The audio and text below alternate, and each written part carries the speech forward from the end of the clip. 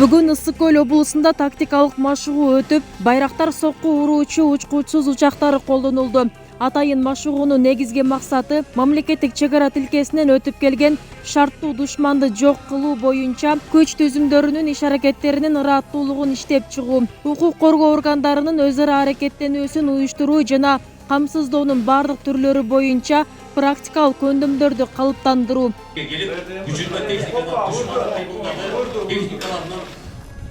Саламатсыңарбы жоокерлер?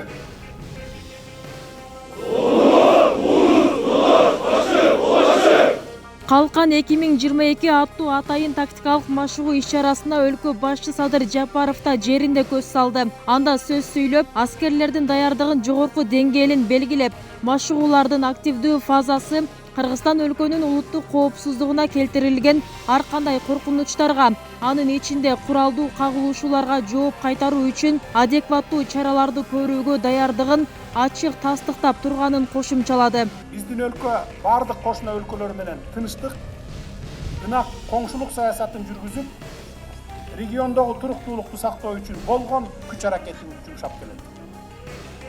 Укук коргоочулар менен атайын кызматтар эл аралык террордук уюмдардын мүчөлөрүн жана экстремисттик агымдардын жактоочуларын аныктоону жана зыянсыздаштырууну улантышууда. Бүгүнкү машыгуу ыкчам, маалыматтык, аналитикалык, командалык штабтык жана уюштуруучулук тактикалык кымбат иштин жыйынтыгы.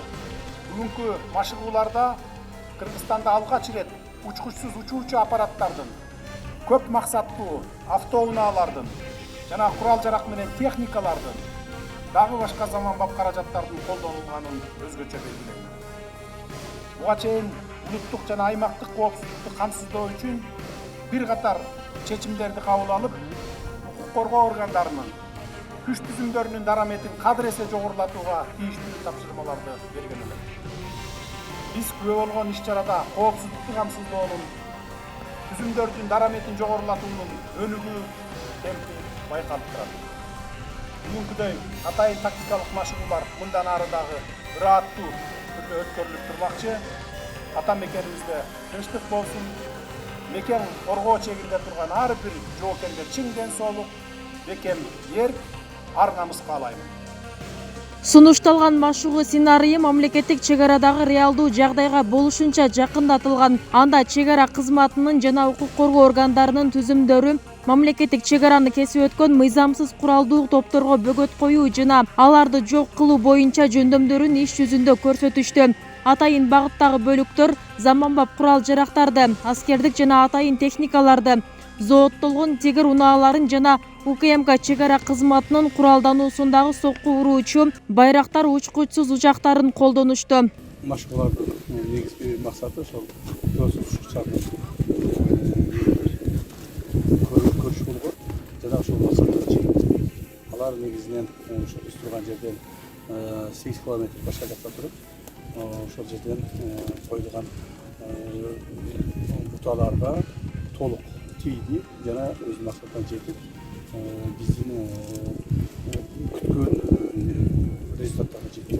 Чек ара кызматынын аскерлери куралданган байрактар сокку уруучу учкучсуз учактары өткөн жылы республикалык казынадан сатып алынган. Бийлик Кыргызстан бир жылда аскердик техникасын жаңыртууга жана оңдоого баш аягы $100 миллион бөлгөнүн жарыялаган.